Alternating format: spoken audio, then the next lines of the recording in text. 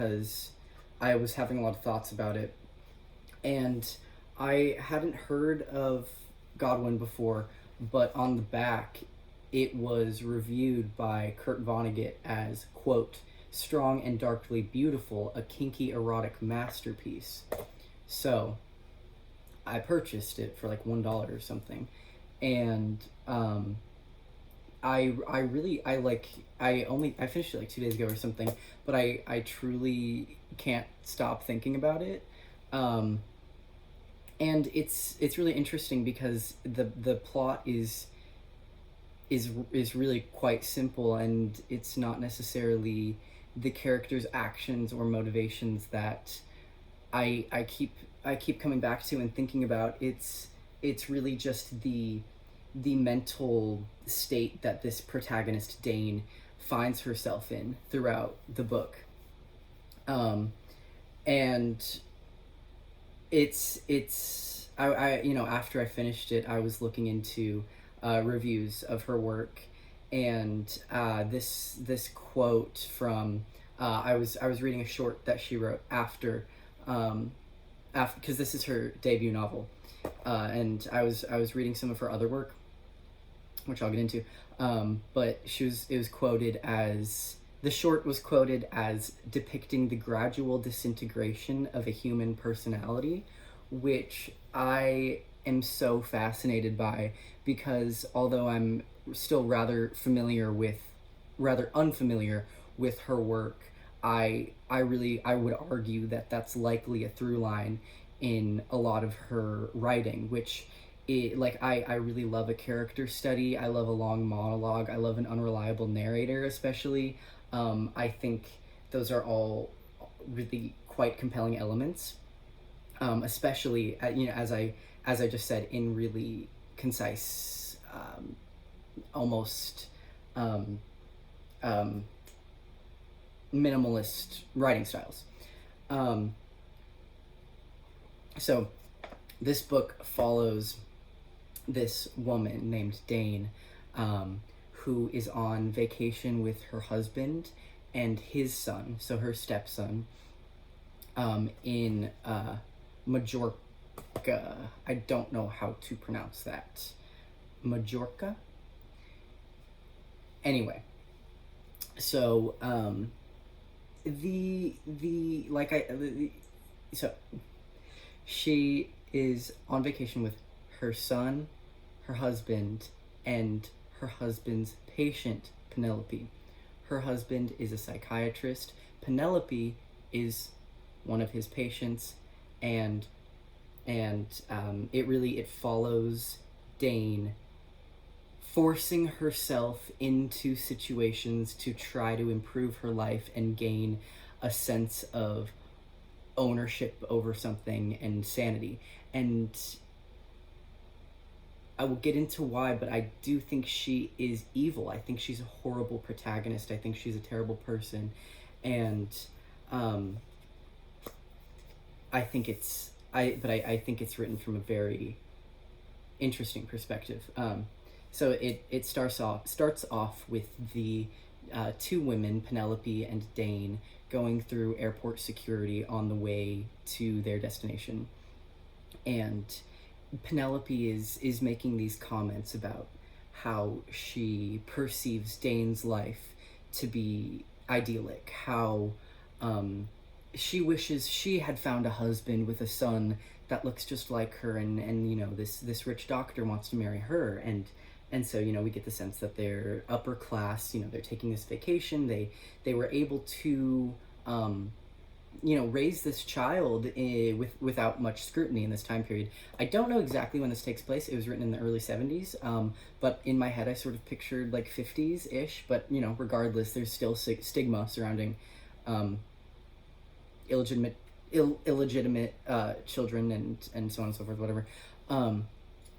But they arrive on the island. It's very peaceful, whatever. It's revealed that they took Penelope on this vacation because she's been depressed, and at this point, when I was reading it, I was thinking, so the undertones of all of this are that everyone is a bit strange, first of all, and I was thinking, as I would assume other readers probably were as well, is that John and Penelope would have some sort of affair, or there would be intermarital tension, because of their relationship, because it's very clear from the beginning that Dane and John have a strained marriage, although they're newlyweds.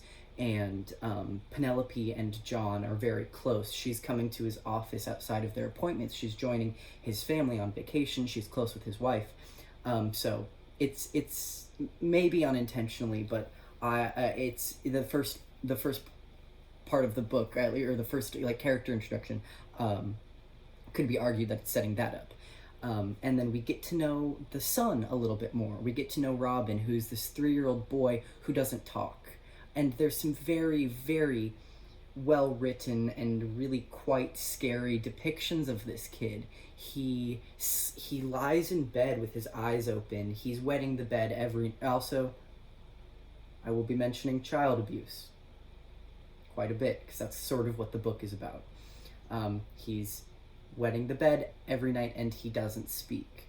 And he was raised not by John and not by his mother, Vanessa, but by this woman in... They just refer to it as like a home, a caretaker. I don't quite remember her name, but she takes good care of John, or not of John, of Robin, the son. And Robin is mentioned to,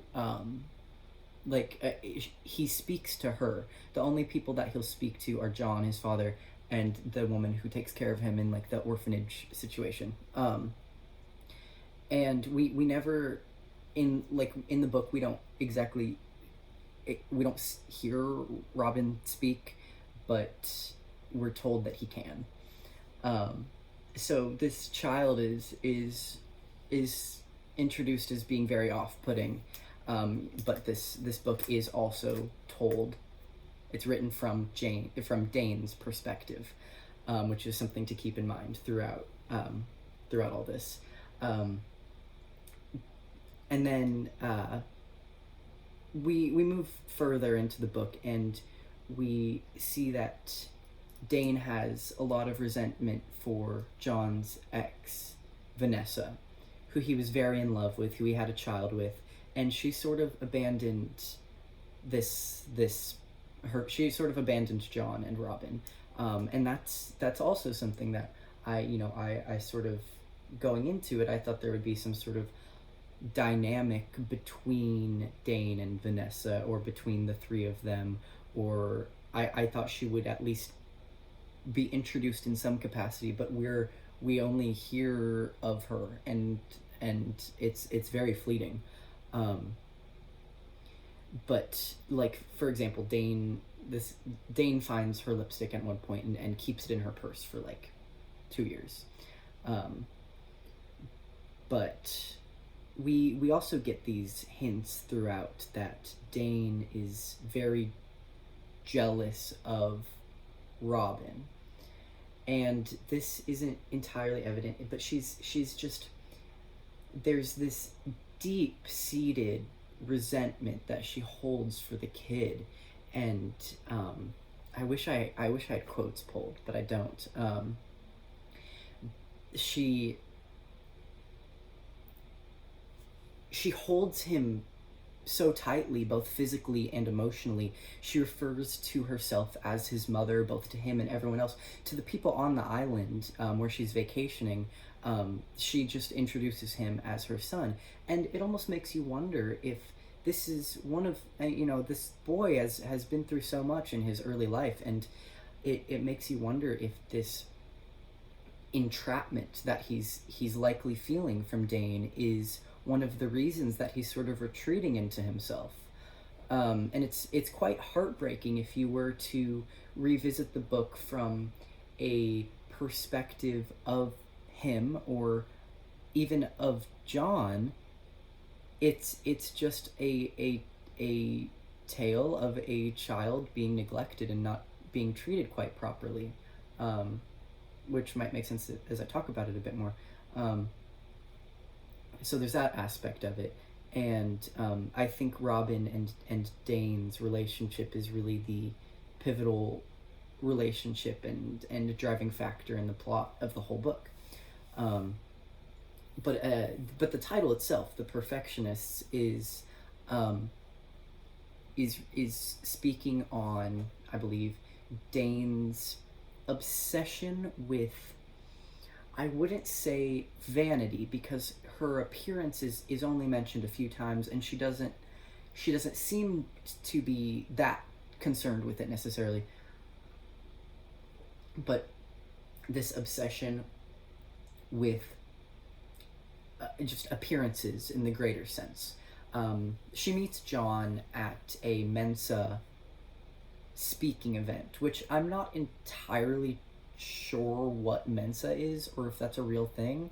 But John is basically speaking at this event for really smart people as this like psychotherapist. And Dane sort of creeps in late and sits by the floor, and then essentially they get to know each other and they get married less than a year later. And Dane has this idea of John, her husband, um, that she's continually chasing throughout the book. Their relationship, it just becomes more and more fractured as the plot progresses. There'll be moments where, John is saying, would you like to go on, throughout the whole book, he's asking her about this swim to a fort. And she keeps putting it off and just acting as though spending time with him is torturous. And, again, from the beginning, you think, okay, well, he's probably abusive in some capacity, but that doesn't, and I say that because of other books in this genre and how typically children and husbands are almost put in the position of an antagonist. But in this case, it's more so the choices that Dane is making and the situations that she is putting herself in are, she's constantly like eating herself and making things worse, which is extremely fascinating. But John keeps pushing to spend more and more time with her, and it's sort of, it goes in phases where she likes spending time with him, and it goes in phases where she doesn't, essentially. But she meets him, and then in these, when they're in these phases on the island, when they're unhappy with one another, it always returns to Dane thinking to herself, oh, well, for a moment he looked like that mysterious stranger in my kitchen. He looked like the man at the Mensa talk, just like sort of chasing this ideal version. And the reason he was so ideal is because she didn't know him. She didn't have any information about him. And she does this repeatedly throughout the book. She has this ideal of something, and the only reason it is ideal to her is because she will never be able to obtain it. For example, on the island, there's this French couple.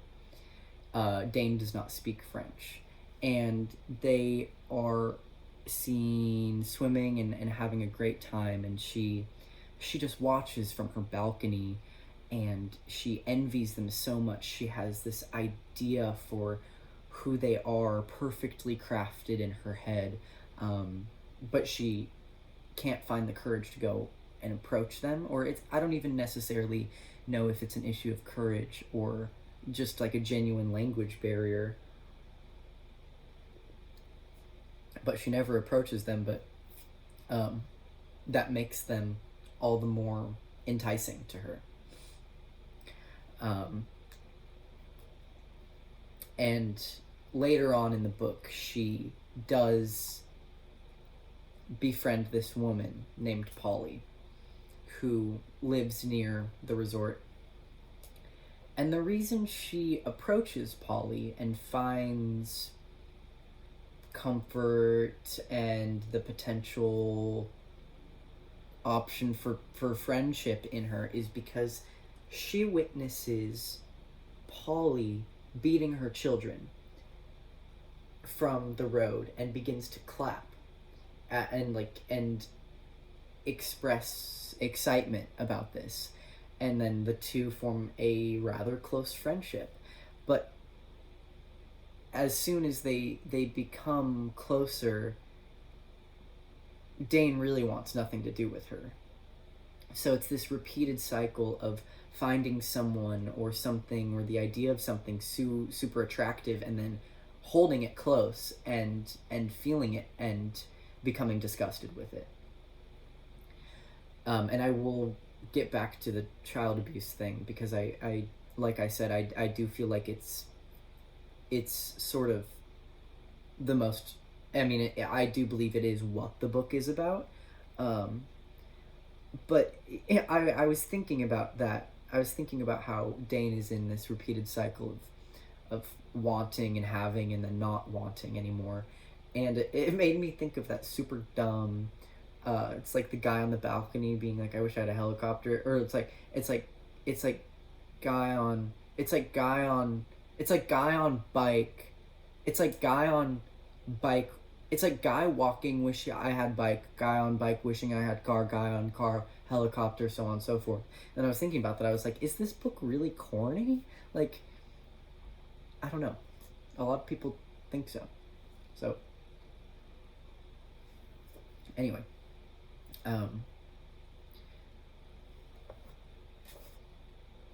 Anyway. Child abuse is prevalent.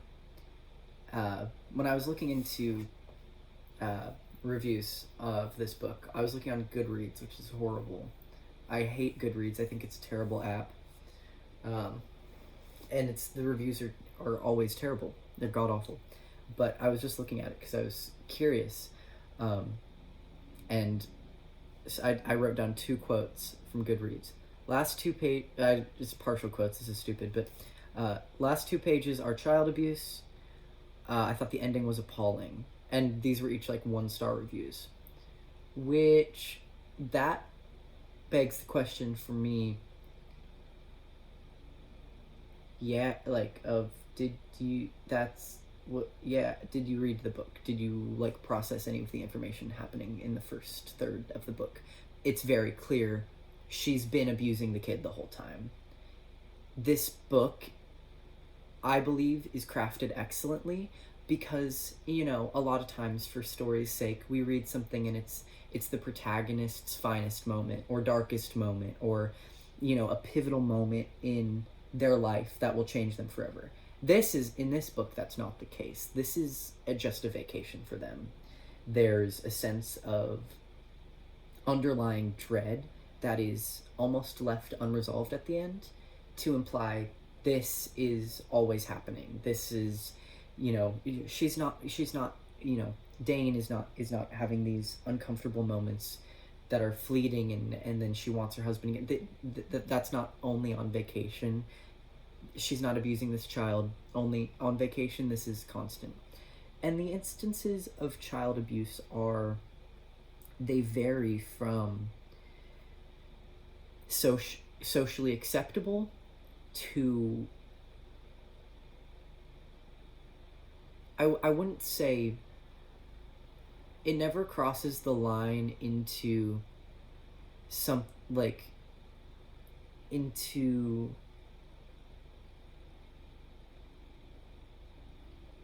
anything like, it's violent in a way that is just so reflective of her, like, repulsion for herself, I would say. For example, the first time you are caught aware of it, the child Robin, he doesn't speak, but he'll scream. He'll have these like really enraged screaming fits because he can't communicate. I would assume this is due to either he's autistic or just due to the amount of trauma he's endured. I feel like there could be a lot of explanations for this. um, but he can't communicate properly, and so oftentimes throws huge temper tantrums. And Dane is often, she takes it upon herself to deal with this because she's in a position where she's his mother. And under different circumstances, of course, she could be his mother, but being his mother for her isn't caring for him and looking out for his well-being. It's posturing. It's entirely just that. And so she'll grab him by the shoulders and sort of gnash her teeth at him, and when they're alone, be like, you little brat, I know you can talk to me. You don't get what you want until you say I'm your mother. That's basically their whole vibe for the whole book. And the depictions of the little boy's like skin is another horrifying. It's a horror. It's not a horror book. It's it kind of is to me. I think it's adjacent to thriller. I think it's not like listed as that ever, but that's why those reviews that are like, wait, the end was really disturbing, or like this is just child abuse. Yes, but I felt like that was evident going into it, so that's why I'm confused. Anyway, the ending, at the end, you sort of get the sense that her and Robin are bonding, which, although the ways in which they're bonding are extremely disturbing, you are almost rooting for both of them in these moments. They're in a forest, alone, which already I'm uncomfortable about. And I don't remember exactly how it's initiated, but Robin hits Dane, and begins to laugh. And she sees this little boy smile, and you feel almost like she's having some sort of maternal, instincts towards him. But then it turns into the two of, I could be misremembering this a bit, but it turns into the two just like hitting each other. And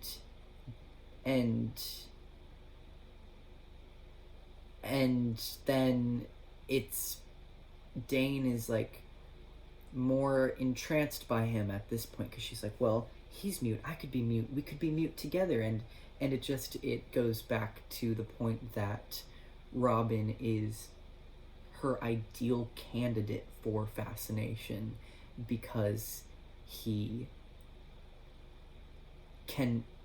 unattainable for her, no matter how tight she holds on to him.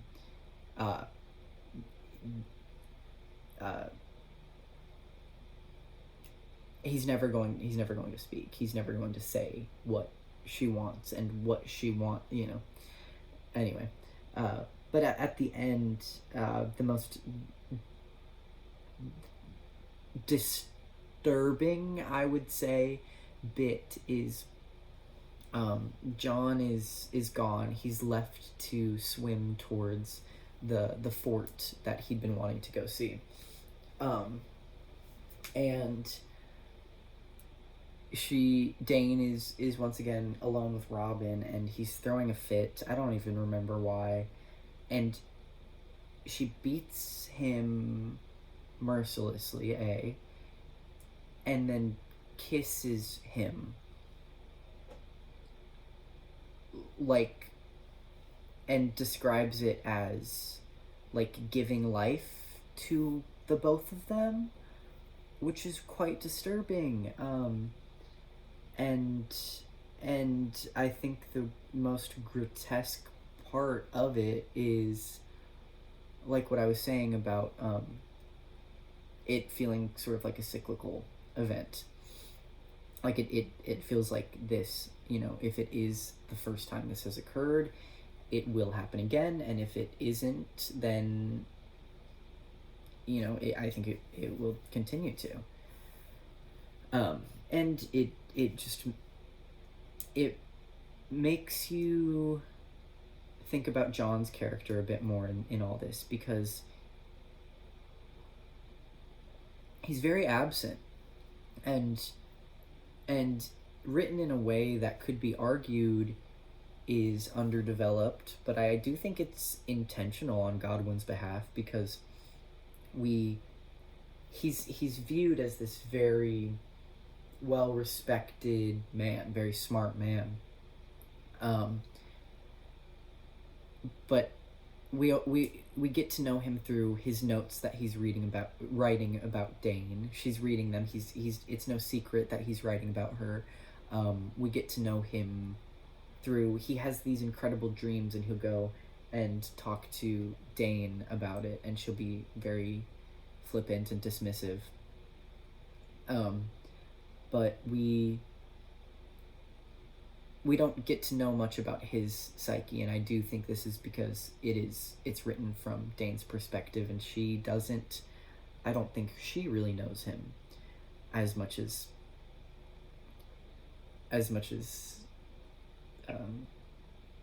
she would either like to think, or as I guess the external perception of their relationship would look. I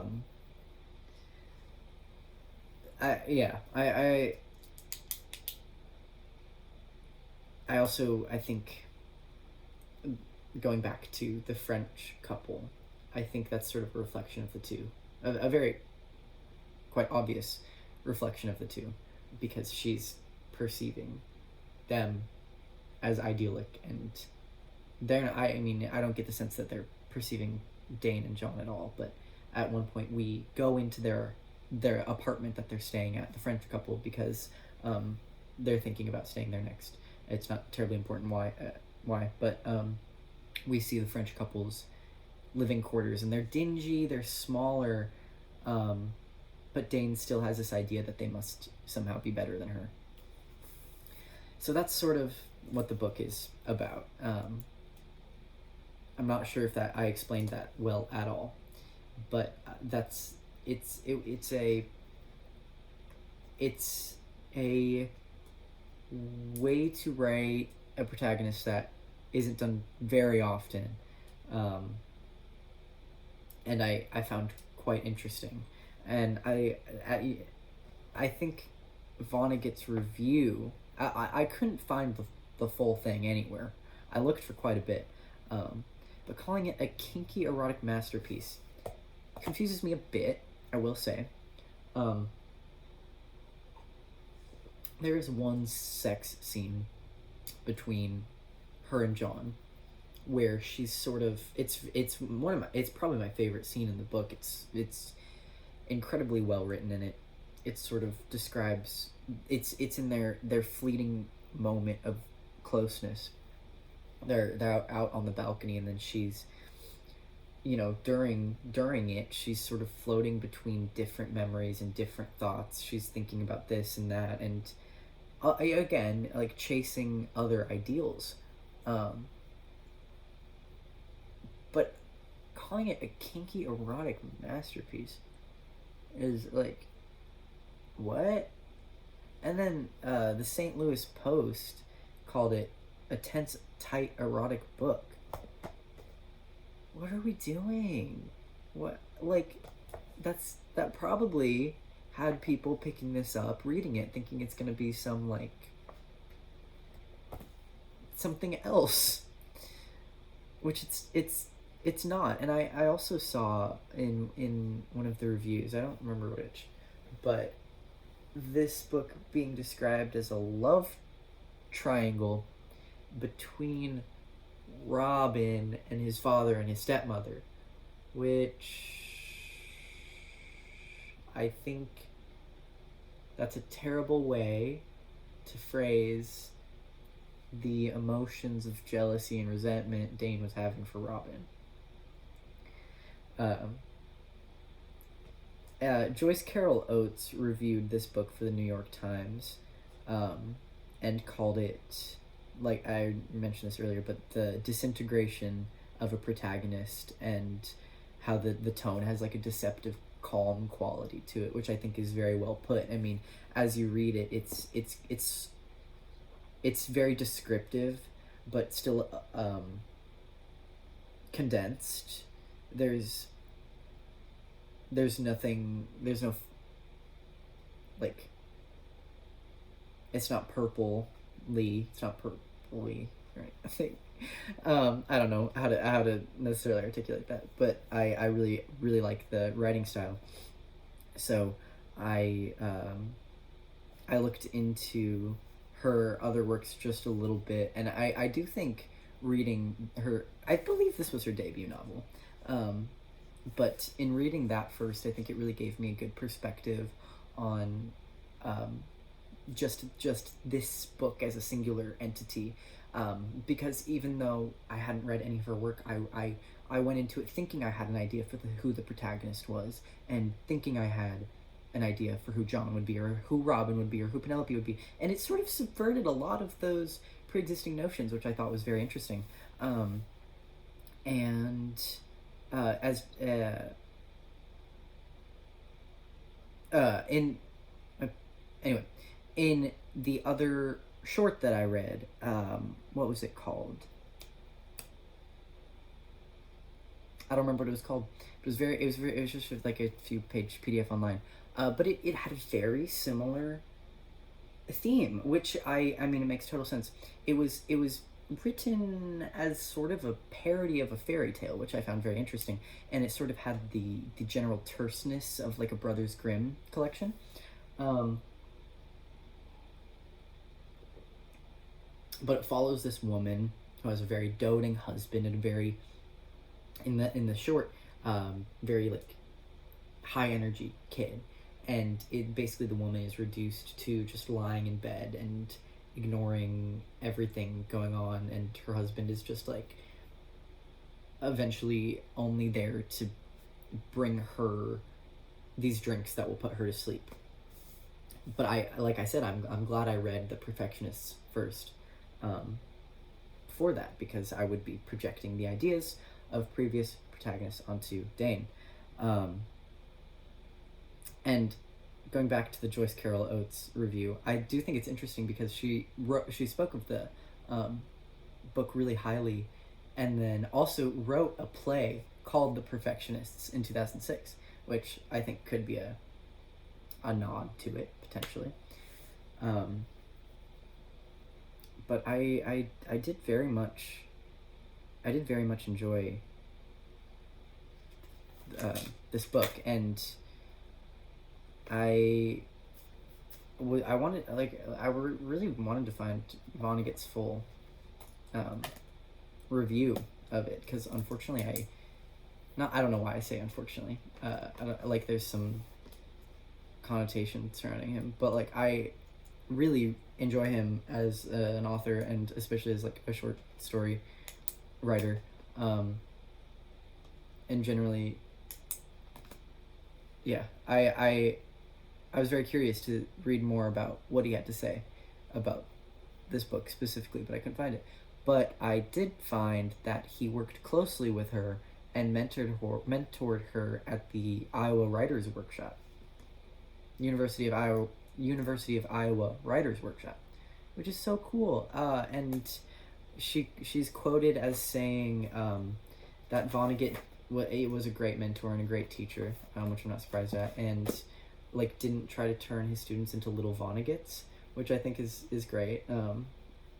Yeah, but I do think there's a similarity in their writing, in that these characters are just in.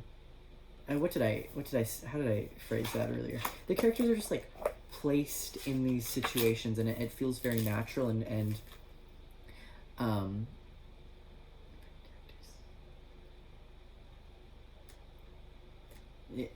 what I wrote is very stupid, but the characters are just like placed in these situations, and it doesn't lead you to question why. It just sort of it exists as fact. But they write from very differing perspectives and to very different ends. Um, but essentially, I didn't really appreciate any of the characters in this book. I thought they were either stupid people or evil people or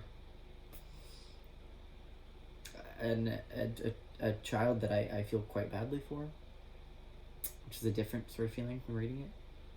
But I think some of the people reviewing it were giving Dane a bit too much credit as a narrator and as a protagonist, and had a bit too much faith that she wouldn't behave poorly, although it was I think outlined from the beginning that she was gonna be a piece of shit.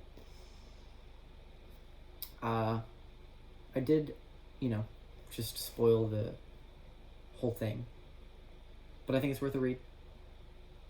I wouldn't say it's for everybody necessarily, but I just have a general fondness for things written in this nature. So